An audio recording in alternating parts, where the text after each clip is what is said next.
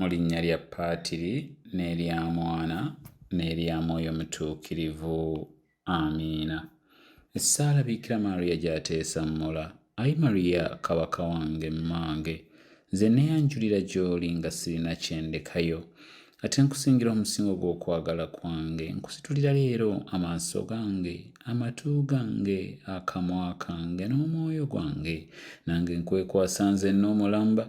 Ayi mmange omulungi, bw'olaba neerimbise ku ggwe, naawe nkuuma, nzibiranga omuddu wo obwo ku bwo. Abaana ba Katonda mwenna, Father Martin Semanda mbalamusaako nnyo nnyini ddala mu linnya lya Mukama waffe era mulokozi waffe Yezu Kristu. Mu nnyenya yaffe eya wiiki eno, beera mwetegefu okuyimuka. Beera mwetegefu okuyimuka ye munyenye yaffe eya wiiki eno.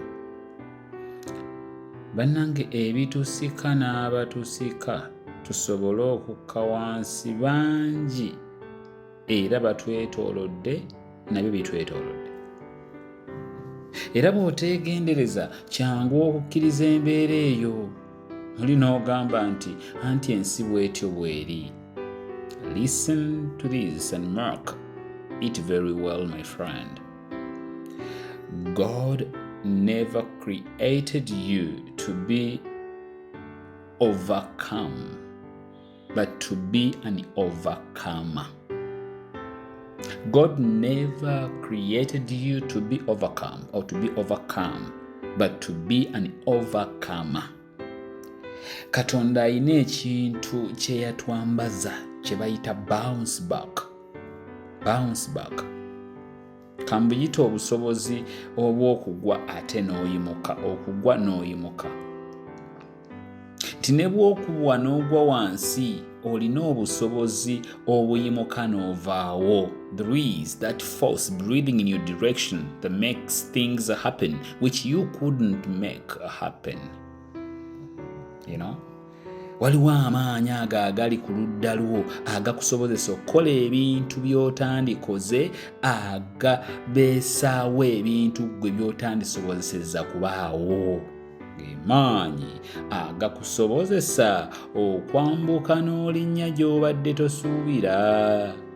Era gemaanyi agasobozesa abantu abamu okulinnya ne batuuka gye bali, era naawe ge gagenda okusobozesa okulinnya okutuuka gy'oyagala okutuuka. Yes, amaloboozi agakuvugiramu nga gakulaga nga bw'otasobola, bwe bitajja kusoboka, bw'otalina lugendo, mangi era gakyajja. Wabula nkusaba nti bw'oba ogawulira togawuliriza. Gawulire naye togawuliriza. Oyinza okuba ng'oli wansi ye, naye awo si weewaka, si w'olina okubeera, si weewali entuuko yo.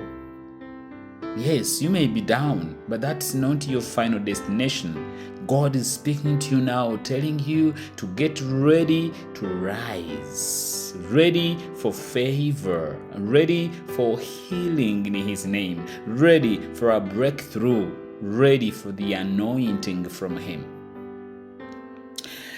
Omulazi Mika mu mutwe ogw'omusanvu atugamba nti gwe omulabe wange osanyukira bwereere nga nfunye obuzibu. Ono Mika yatugamba mu mutwe ogw'omusanvu.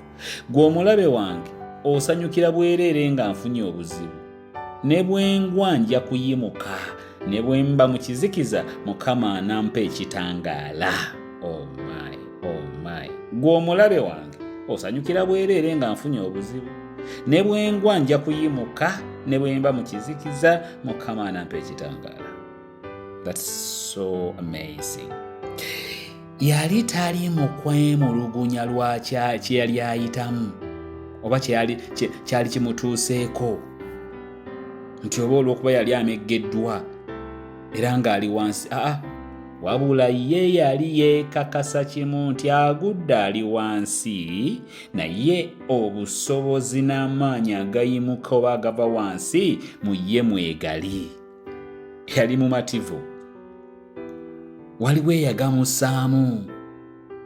obusobozi abulina era nga mumativu nti ne bwe banaaseka ne bajerega ne bakudaala ne bavuma ne bageya agenda kuyimuka ate wabula ate ng'oluyimuka luno lwagenda okuyimuka ku mulundi guno lugenda kuba lw'amaanyi nnyo nga ne banaamugoba tebagenda kumusanga. Luno oluyimuka lwagenda okuyimuka lulalamuko. Omusajja ono ekikwewuunyisa nti wakati mu mayengo amangi oba mu kugezebwa oba mu bigambo ebyali bifulumu mu kugezebwa kwonna kwe yali ayitamu, okusomoozebwa, okugezebwa, amayengo agaali gamukuba, ebigambo ebyali bimufulumamu byali bya buwanguzi bwereere wakati mu mbeera gye yalimu. Mukwano gwange bw'oba oyagala okuvuunuka embeera eyo n'amaanyi era n'obuwanguzi, olina okubeera nga Mika. Olina okukkiriza era ne weematiza nti kyonna kye kiri, it didn't come to stay, it came to pass. Whatever it is, it didn't come to stay, it came to pass. The God being for me is more than the world being against me. I shall arise. May I say this again? That God being for me is more than the world being against me. I shall arise. Buli bw'oyogera ebigambo bwe bityo naddala ng'oli mu kusoomoozebwa, oleetawa okuyongobera, oleetawo okutya, oleetawo okutintima mu bwakabaka bwa Lusifa, mu bwakabaka bwa Sitaani.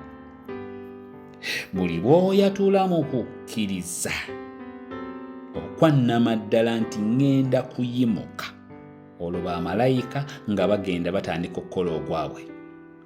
You set them to work. Bino bisimanyi oba omwana wange anaasoma oba naafumbirwa, simanyi oba naawasa, oba nze ndikola ku bizinensi yange, oba naawangaala, nze nno naagattibwako, nze nno baaba naazimba, nze naafumbiza ku baana, nze abaana bange bonna badibye, naamalako nze ku kyeyo, nze house manager waabwe naamalako ku kyeyo eno gyendi, naamalako nze emisomo gyabwe, nerino eddogo lye bansindika yali nanvaako. Toddamu kubyogera era teeka zipo ku mimwa gyo. If you talk defeat, you are going to have defeat. If you talk defeat, you are going to have defeat. Just speak with Micah. Speak like Micah and with Micah that I have gotten problems. I have encountered a setback. I have gotten challenges, yes, but I'm not staying here. I shall arise. I shall see God's goodness. My latter days will be better than my former days. Omukama tamaze bumazi budde bwe kukukuuma. Tamaze bumazi budde bwe kukulwanirira bwakutuuse wano wakutuusizza akuleke akusuulewo. Nedda. That's not the God that I'm serving. Oyo si ye Katonda gw'empeereza era gwensinza. Tayinza kukuleka kugwa mu kizibu oba kusoomoozebwa kwatasobola kukwejjiramu. Ati Father, naawe nga bw'olaba abaali mikwano gyange bonna bandekawo, taata w'abaana wange yansuulawo, sengange yankola kino, maama wange yaŋŋamba bw'ati. Nkitegedde, naye abo bonna oba oyo si be bavunaanyizibwa ku ntuuko yo. Stop giving them too much power. They are not the ones responsible for your destiny. God and God alone is. Nange Dawudi mu Zabbuli eyaana yagamba nti, Omukama nzija mu bunnyo obuntiisa, n'embitosi mwe ntubira, n'anyweza ebigere byange ku lwazi. Nti Omukama nzija mu bunnyo obuntiisa, n'embitosi mwe ntubira, n'anyweza ebigere byange ku lwazi. Oyinza okuba nga wenjogerera kati munnange oli mbunnya, era nga bambye ebigere byo bitubidde mu ttosi, naye tofaayo. eyo gy'otubidde si ggwe ateekeddwa okwejjayo, kuba era tojja kusobola kwejjayo, naye Omukama Katonda w'agenda kukwejjirayo. Agenda kukukyusiza embeera, era nsaba Omukama ansobozese okubeerawo nga mpuliriza obujulizi obwo obuva mu kamwako nga wendi ndi mulamu. It's my humble prayer. Ekinnya ekyo ky'otubiddemu, eyo gy'otubidde si y'entuuko yo. Weetegeke kuba omuzuukivu agenda kwejjirayo n'okwewuunya weewuunye. Weetegeke, just prepare. Omuzuukivu agenda kwejjirayo eyo gy'otubidde n'okwewuunya weewuunye. Pawulo mu Balooma 8 atugamba nti Mwoyo eyazuukiza Yesu Kristo mu bafu y'omu yennyini ali ne mu mmwe. Nkaddemu nti Mwoyo eyazuukiza Yesu Kristo mu bafu y'omu yennyini ali ne mu mmwe. Amaanyi g'emagombe gakola buli kye gasobola okukumira Yesu mu ntaana, naye gaalemwa era yamaliriza azuukidde. Father kaddemu. Amaanyi g'emagombe gakola buli kye gasobola okukumira Yesu mu ntaana, naye gaalemwa era yamaliriza azuukidde. Friends, all that you face or go through will not keep you from your purpose. Si bulwadde, si ddogo, si bigambo by'abalabe bo, si bo bennyini, si ntegeera y'abantu. Nga Yesu waali, ku byonna tewali kigenda kukulemesa. Kuva mu ntaana eyo, kuva mu mbeera eyo, mu kusoomoozebwa okwo, mu bulwadde obwo. The enemy might have done its best, but its best will never be enough. The enemy might have done its best, but its best will never be enough.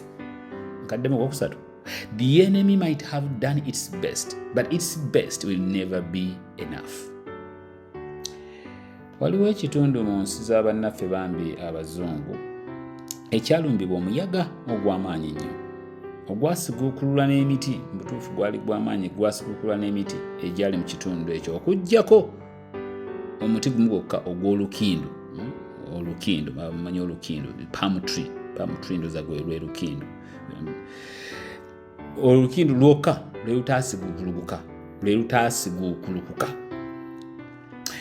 Ekyo tekyanneewuunyisa olw'ensonga nti Katonda yakola omuti guno mu mbeera nti gusobola okweweta naye ate nga tegumenyese olw'olukindu olwo.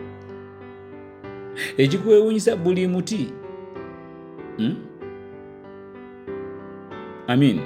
omuti guno gw'olukindu kibuyaga nga mungi era nga w'amaanyi gusobola okwewetera ddala kumpi kutuuka ku nsa ku ttaka, kutuukira ddala wansi, era gusobola okubeerawo essaawa 1, 2, 3.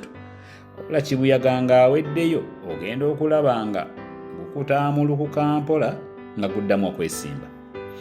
Kiki ekyenjawulo ekiri ku muti guno ekigwawula ku giri emirala egyagwa? God put a bounce back in this tree. Katonda yagussaamu obusobozi obw'okweweta n'okudda. Okweweta n'okudda. Okugwa n'okuyimuka. Gusobola okweweta naye kiba kya kiseera buseera, kaseera katono nga guddawo. Zabbuli eya 92 kyeva etugamba nti abeesimbu mu mpisa zaabwe balyegolola ng'olukindu, the palm tree. Omukama ono yakozesa olukindu kuba akimanyi nti emiyaga oba okusoomoozebwa bijja kujja bingi mu bulamu bwaffe, naye agenda kutuwa obusobozi nga tubadde twewese oba nga tubadde tugudde obw'okuyimuka, obw'okuva wansi tusobole okuddamu okutambula nga buli omu ayolekera ewali entuuko ye. And this is my very, very humble prayer for you and for myself as we steadily move towards the end of our Lenten period, keeping in mind that great things happen when God mixes with man. Mukama abeere nammwe. Katonda omunyisa wa buli kantu Patri ne Mwana ne Mwoyo Mutuukirivu bambi abawe nnyo omukisa.